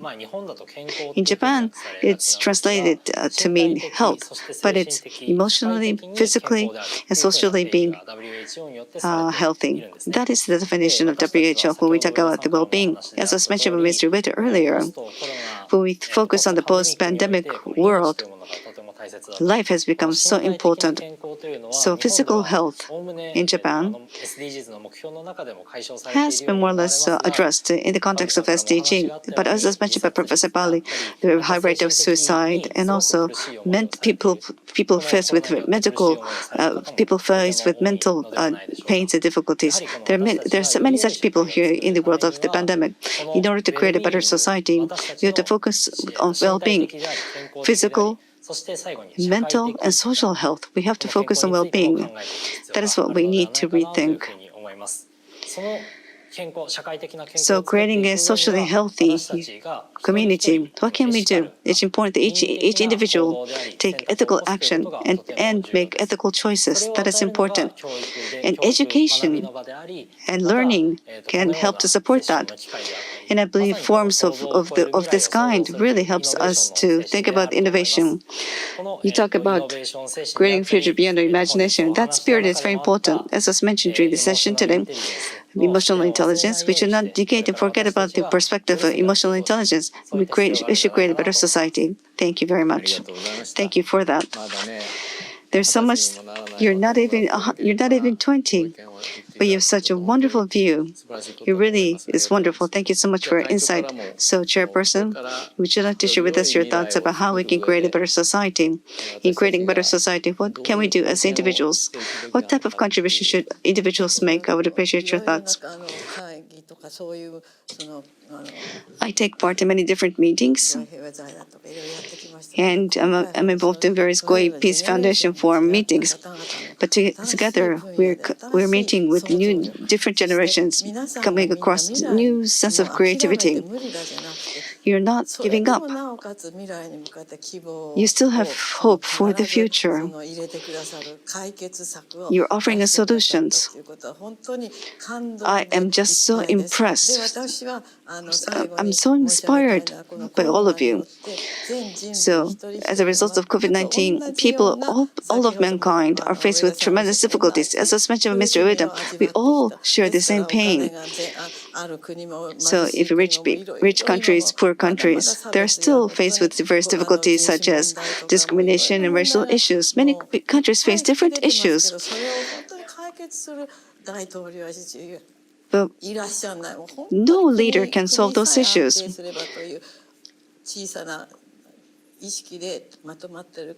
Many people are focused on their narrowly focused on their own country. But we're coming across the issue of life. Life. We're talking about life. Young people, old people, people with handicap, people of different races. Life is equal. Life is the same for all of us. We all have future. So how do you take care of your own life? How do we create our own life? This cannot be taught. Of course, education is important. You should, of course, listen to many experts such as doctors and artists and experts. But you should not learn from others. You should not be dependent on others. You should look inside yourself. There's wisdom and talent inside yourself. Draw out your talent. Draw out your inspiration from within you. So young people, old people, inclusive of all people across different genders, across different job categories. There are so many people who are active around the globe. I hope that all people can come together. We can work together hand in hand. I hope that's a society we could create going forward where people can really work hand in hand. That is my wish at the end of this session. Thank you so much for this wonderful, wonderful meeting today. I really appreciate your insight. Thank you. I'd like to thank all the panelists. Then lastly, could we have one final remarks from Dr. Pauli? There are a lot of people connected to the forum today online. So, Dr. Pauli, if you could give us some insight as to how we could create a better world, if you could share with us your final message as we end the session. Thank you. I think we have to have a very simple way forward. One where everyone can contribute. I would suggest that everyone who listens today and feels in their heart that they want to do something, I would like to invite them to do one simple thing. Every day, talk to a child and bring some good news. Bring some surprise every day.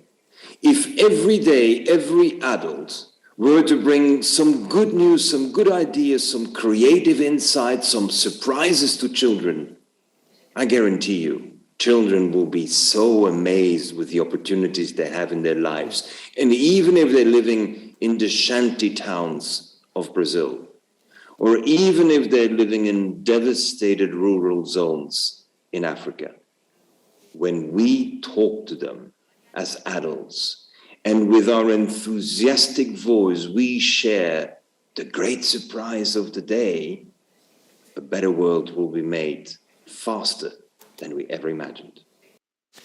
ありがとうございました。 Thank you very much.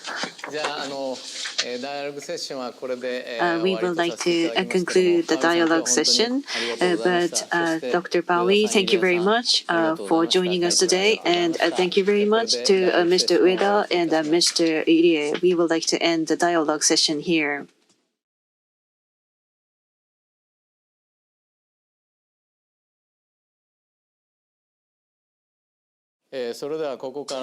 Now we would like to move on to part 2. Part 2 consists of winning essays presentations of International Essay Contest for Young People. As we mentioned, Goi Peace Foundation focuses on youth education. One of its pillars is the annual International Essay Contest for Young People.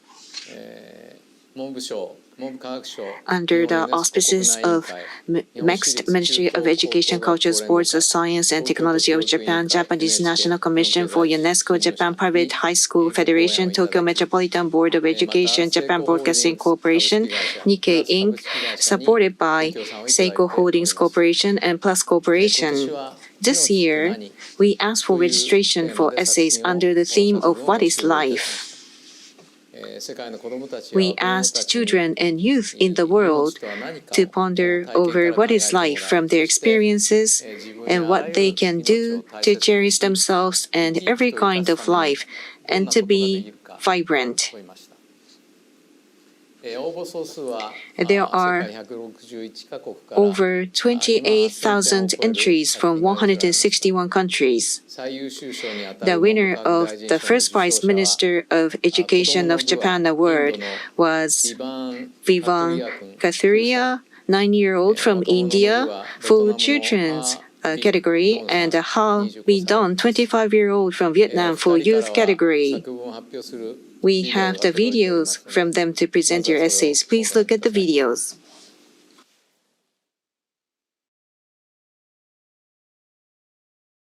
Hello and namaste everyone. I am Vivan from India. I am 9 and study in Amity International School.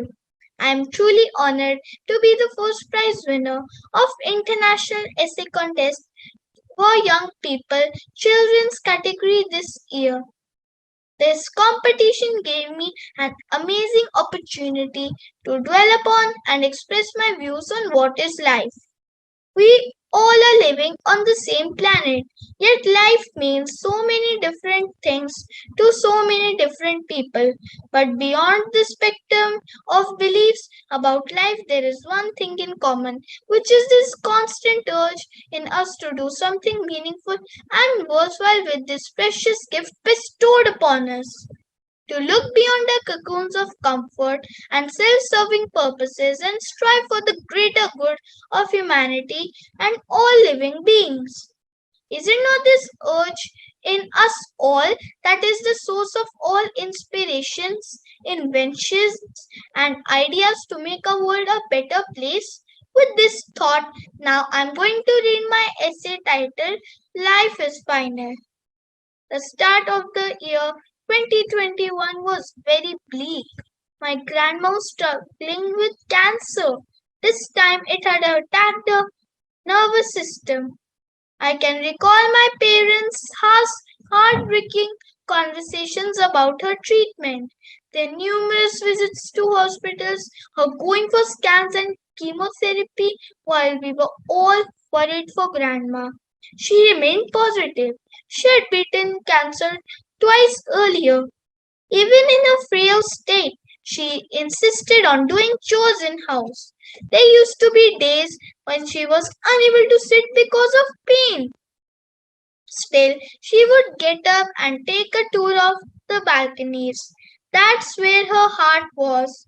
I remember her face instantly brightening up when she saw her plants. The way she caressed the plants she so lovingly nurtured.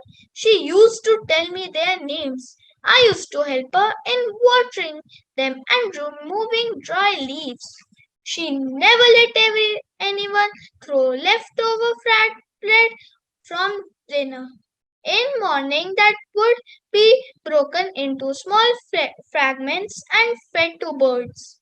Earlier she used to do it all alone, but in her now deteriorating state I accompanied her and helped her. The sparrows used to eagerly wait for us to come and feed them. Sometimes if we forgot or got late, there used to be a chirping mayhem in the balcony. These sparrows would tweet unceasingly and call on us to come and end their hunger pangs. It all ended abruptly in the beginning of February. My grandma passed away unexpectedly. She was getting better by the day and had gone for her fourth chemo but collapsed after coming home from hospital. We were all with her. It broke my heart to see her go. I had never experienced so much pain ever. I kept asking my mother how to revive her, if some doctor could help, to which my mum explained that we can't bring her back. She said this is final. It was the biggest blow. Is that final? And is life just hanging on a balance so delicate that it can tip off any time? If this is final, what is that we live for? What's the point of ever doing anything if it's a final destination? Such questions befuddled my mind for many days. I felt that life is vain. One day everyone will leave. My parents, my friends, and then one day I too will be gone. I felt very lonely and terribly missed my grandma. We were now at the end of February. I clearly remember that day. It was noon. I was reading in my room and heard shrill chirping from the balcony. I went out and there were a couple of sparrows as usual asking to be fed. I realized it had been many days since anyone bothered to feed them. And the plants, they too were wilting and looked lifeless. I immediately went to get some dry bread for the birds and also watered the plants. While tending to plants and birds, I felt close to my grandma. I felt she still lived. She lived through these birds who longed to be fed by her. She lived through the plants who craved her care. She lived through me, who would carry on her unfinished tasks. She may not be there in person, but her legacy, her love for plants and birds, will continue to live on as long as I wish. I now understand and believe that we live through our actions, our deeds. We live through things we create, our imprints. An artist is remembered long after she is gone, through her paintings, an architect through the building that stands tall. Years after he is gone, Mahatma Gandhi continues to live on through his cherished ideas on non-violence and peace. My favorite author, Roald Dahl, is also living. He lives through his funny characters and brilliant stories. I feel we should strive to create memories that are everlasting. Create things, ideas, art, choreography, poems, films, sculptures, melodies, gardens, buildings, books that are immortal. Create imprints in others' minds which are unerasable. That should be the purpose of life. That way we can live forever and say life is final. Thank you.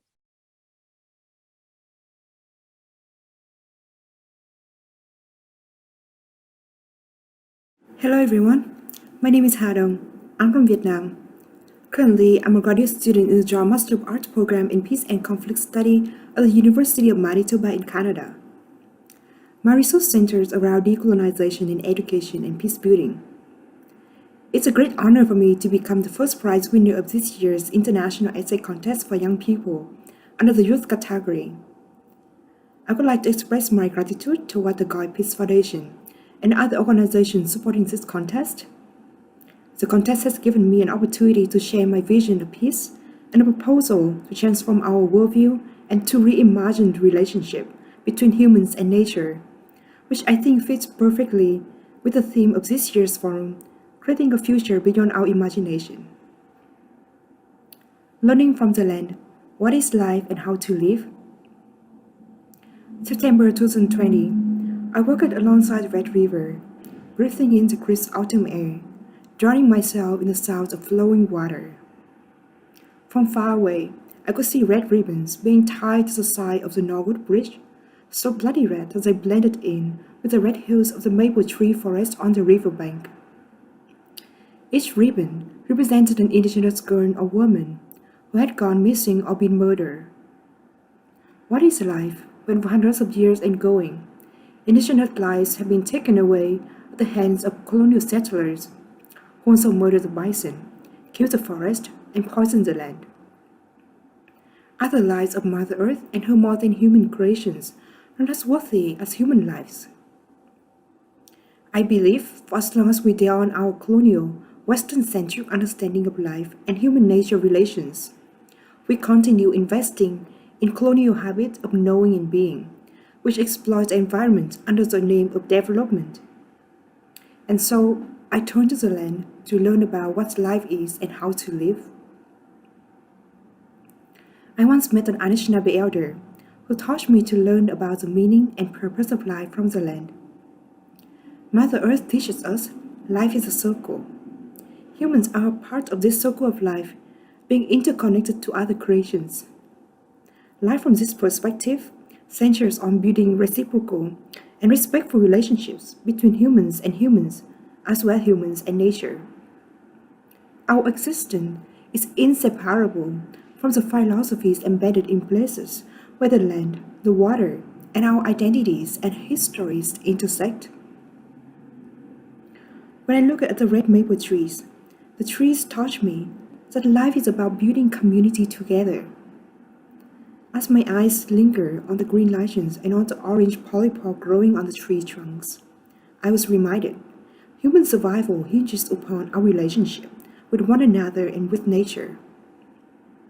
In the middle of the climate crisis, the Black Lives Matter movement, and the rise of hate crimes against Asian Americans in the US, I've seen members of Black, Indigenous, communities of color standing in solidarity with one another, working together to dismantle oppressive systems. Instead of fighting one another to gain limited resources, we disrupt the current unjust societal structures and violent cultures to reimagine futures of peace. When I stood on the bank of the Red River, the land taught me life is about connecting the past, the present, and the future. As a temporary resident in Winnipeg, Canada, I'm living on the original lands of the Anishinaabe, Cree, Ojibwe, Dakota, and Dene people, and on the homelands of Métis Nation. This land carries stories of Indigenous peoples who have resided here for thousands of years before the arrival of European colonial settlers. On this land, Indigenous peoples have been living in harmony with the environment. On this land, the lives of many Indigenous peoples and modern human creations were taken away by the colonial settlers whose worldview about life was so narrow that nothing mattered but white men and their wealth and power. On this land, the work of truth and reconciliations has begun to move communities toward relationship building and peace building. On this land, there are not only pains and traumas, but also healing and hopes. The Western education system teaches us that life is a characteristic of living organisms with biological processes. But Indigenous people in Canada believe the soil, the water, the rocks, the trees, and other modern human creations are also living creations with spirits. This worldview fundamentally changes human-nature relations. If we perceive humans as superior creatures, everything is seen as resources to serve human development. However, if we see humans as part of this circle of life where everything is connected, we learn to respect all lives and the diversity of lives. We must shift our understanding of development from being a never-ending process of wealth accumulation to continue a process of sustainable peace building. So yes, life is hard. So yes, life is paradoxical. However, let's stand in solidarity to acknowledge our harms of the past and work together to dismantle the current oppressive societal structures. We are building peaceful, equitable, and sustainable futures for generations to come. Thank you for listening. Thank you very much. We heard from two wonderful winners, and we heard about their essay. So, Mr. Vivan Kataria from India, he had lost his grandmother who was so kind to people, kind to plants, and he was shocked by the loss of his wonderful grandmother. He came to think about the meaning of life. He understands that all people must pass away at one time, but what can be left behind? Beyond physical life, there is continuity of human being. He expressed that continuity in a very eloquent manner. Also, Ms. Ha Bikdon, who was the winner of the youth category. This, I believe, coincides with what Professor Pauli mentioned as well. But she focused on the indigenous people. And through their painful history, the indigenous community have also been able to accumulate wisdom and their interaction with the Mother Earth. And I think she came to understand the value of life through that, in that context. And also the Mother Earth and the relationship with the life of the people. People are not the mainstay, they are not the main players. Nature is not subservient to the people. There is a major connection between Mother Earth and people and mankind. I think this is a philosophy that also is reminiscent of the Shintoism as well. So valuing life, valuing diversity, this really is a part of the values which we embrace in the Goi Peace Foundation's Declaration for All Life on Earth. So these are the two wonderful winners chosen out of the 28,000 works that were submitted. Chairperson, could we invite your comments and views, please, about these two works? Well, I am just overwhelmed by these two works. I sense that the times have really changed. These young people are now paving the way for the wonderful future. They're eyeing a wonderful future. And they've talked about their own experience, about life, coexistence with nature. All of these would have been unimaginable in the past, but they take this as a given. And they express all their thoughts in this essay.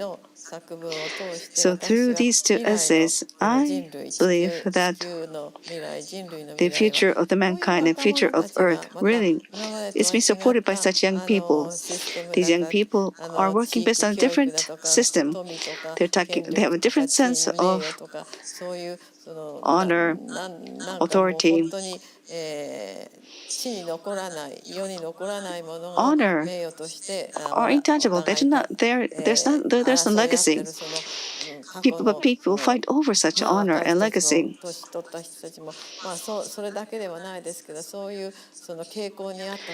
And the young people and the old people, they all share these problems. But I think these young people, in the essay context, they're really showing us that they are showing us a different path. The messages by these two winners are wonderful. They're really mindful about the earth. They really are seriously thinking about life. And through their wonderful essays, I think they're giving us great hope for the mankind. They really motivate us, and I'm just grateful for their works. I do hope that these young people will continue to work to change the world for the better.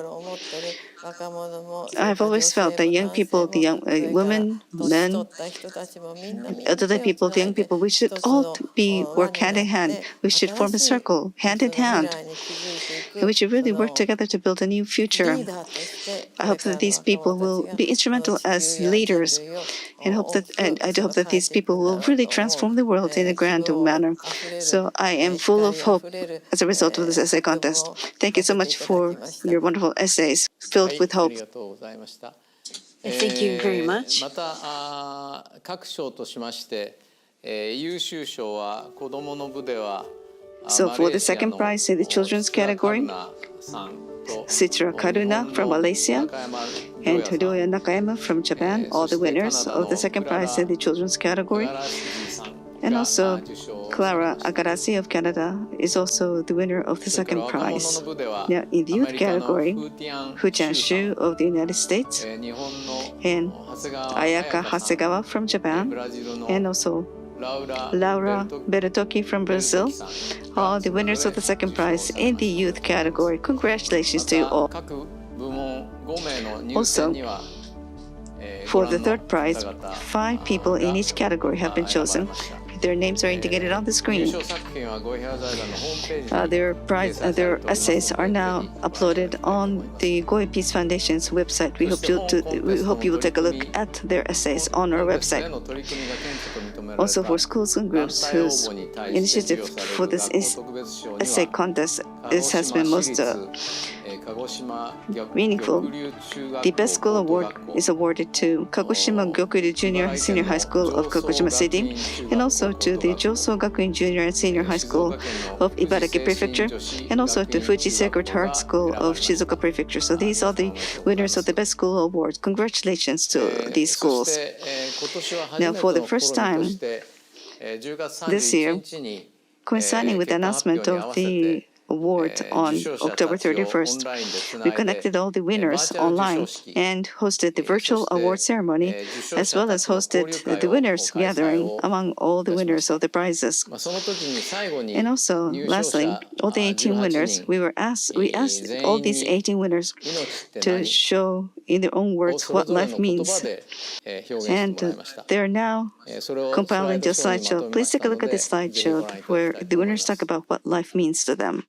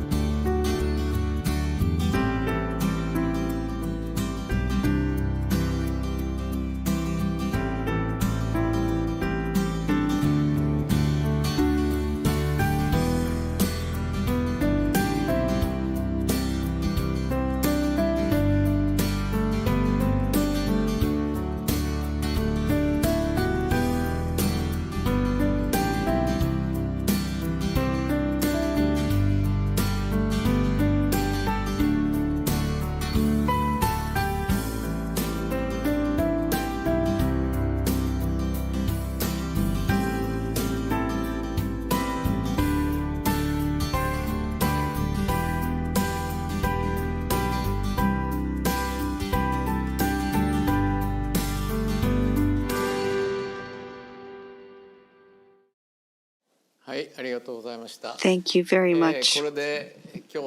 So this is the end of part 1 and part 2. So this is the end of the whole program. Thank you so much for staying with us until the very end of the session. So lastly, I would like to invite some comments from our chairperson. Well, our foundation has been able to host many wonderful programs up until now.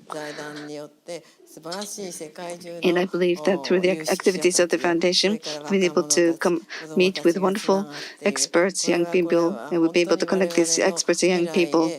We believe that this really gives a sense of hope to the future. This is an asset, a wonderful gem. I hope that we'll be able to bring the world as one, and hopefully we'll create a world with no discrimination and poverty. A world where people all enjoy abundance of food, where everything is equal. I hope that together with young people and with the young generation, we'll be able to connect with them and to create a better world. Thank you very much. If I may also offer my comment.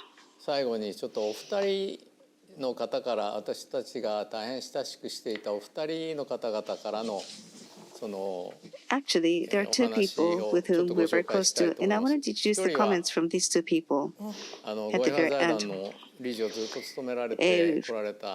A former board member of our foundation and a worldwide authority in genetic engineering. His name is Dr. Kazuo Murakami.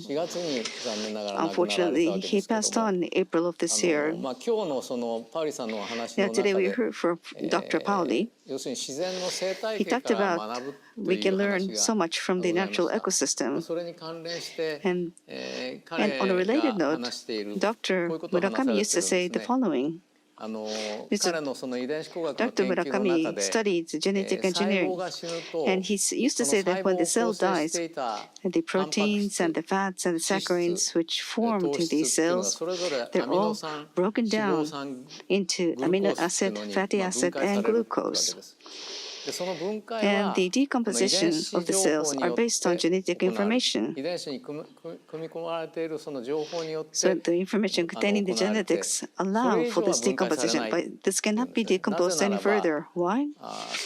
Because this is the minimum unit which allows for self-regeneration. つまり死んだ細胞 So って what いう it のは means is that the dead 利用 cells 可能なとこ are ろま then で decomposed to 分解 something をさ that れ could be て reused 他 by の生命 other が再利 beings. 用するとそういうその見事 So な therefore, we リ have サイ a クリング wonderful システムに recycling 乗ってるんだ system in the というこ cell. となんです。 That's what Dr. Murakami で used to これ say. が村上先生がお話しされた一つ。それからもう一つはですね、 One other 今 anecdote 日 that I の wish テ to ーマ share. が想 Today's 像を超え theme る未来を想像するという creating a こと future で、 beyond our さっき申 imagination. しましたように、 As I mentioned もは earlier, や地球のその許容量っていうものが限界を超 we え are てし not まっている状態 exceeding に the ある limit んじゃない beyond かと which the earth いう can 話をいたしました。で、これに関して、ゴイ平和賞の第1 one 回目 of の the 受賞 first 者であり Goa ます Peace Foundation ジェーム laureate, ス・ラブロック博士 the は first Goa Peace Award 地球 laureate, は Dr. 自己 James 調整能 Lovelock, 力を持つ used to 生 say 命体 that the であ earth る is a と living いうふうに organism 定義をさ that れてい sustains る a わけです。 favorable environment with a でそのラ self-regulation ブロック mechanism. 博士が数 And 十 Dr. 年前に Lovelock made a prediction おそらく現 several 在 decades あるいは未 ago. 来を予測してですね、 He projected 21 this 世紀 future 末ま several でに decades ago. 温帯の平 He 均気温は projected that 1 by 度 the end し of 21st century, 熱帯 the の average 平均気温 temperature は of the temperate 最高 zone 5度 will し rise 上 by 昇 8 し degrees and by 5世界 degrees の in ほ the とんどの tropical 土 zone, 地が which 居住 means 不可 that 能となり most of the area 農 around the 業 world も will でき be なくなる。ですから我 uninhabitable 々は and will も no う longer be 変 able 化の to 恐ろ carry し out いペース agriculture. に巻 So き込まれ therefore, てい we る。 must be mindful of the それに horrific 留意して speed of change. 残された時間 We が have to understand 極 that め there て is 少 little ない time こと left を理 for 解する the 必要がある。 mankind. で Each 各国 country は可 must 能な find the 限 best り possible 文明を保 method 持 of するため using に resources 資 to 源の maintain 最 the 良の使用法 civilization. を見つけなければ So ならない Dr. という Lovelock 警鐘、 has これ何十 given 年 us 前 such に warning, ラ and ブロッ this ク博士 came が警鐘を鳴 several らしているん decades ですね。 before. ただ地球っていうの But は then, when we focus on the Earth, 自 though, 己調 the 整 Earth 能力を itself 持った生命 has 体 self-regulation だから mechanism.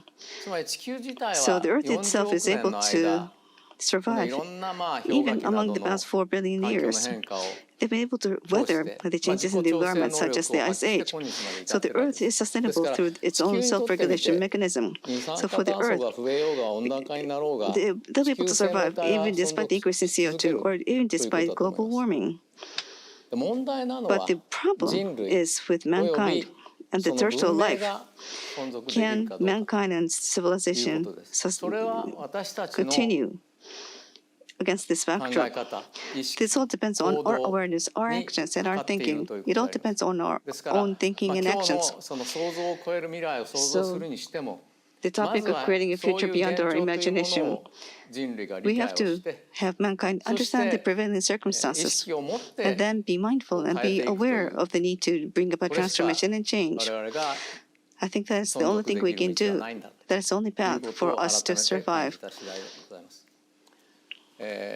まあ来年は最初 Next 申し year, ましたよ as う I にぜ mentioned ひ earlier, I hope that we'll be able 会 to 場 have での face-to-face 開 meeting, 催という face-to-face ことがで ceremony きることを in an 願って actual おりま venue すけれ next ども、 year. That is our earnest wish. まあ1年間ぜひこの Over the 間 next に year, I do hope コロ that ナパンデミックが the pandemic and the 収束して COVID-19ま could た be 元の under 生活というよりも could be より brought 良 under い生 control. 活に And hopefully we'll な be って able to そ not し go back て to before, but 来 go 年 back ま to a た situation which 会 is 場でお better. 目にかかることを We look 楽 forward し to みにいた meeting し you てお in り the ます。 venue 本 next 日は year. 誠に Thank you once あ again りがとう for ご your ざいました。 participation today. Thank you and good day.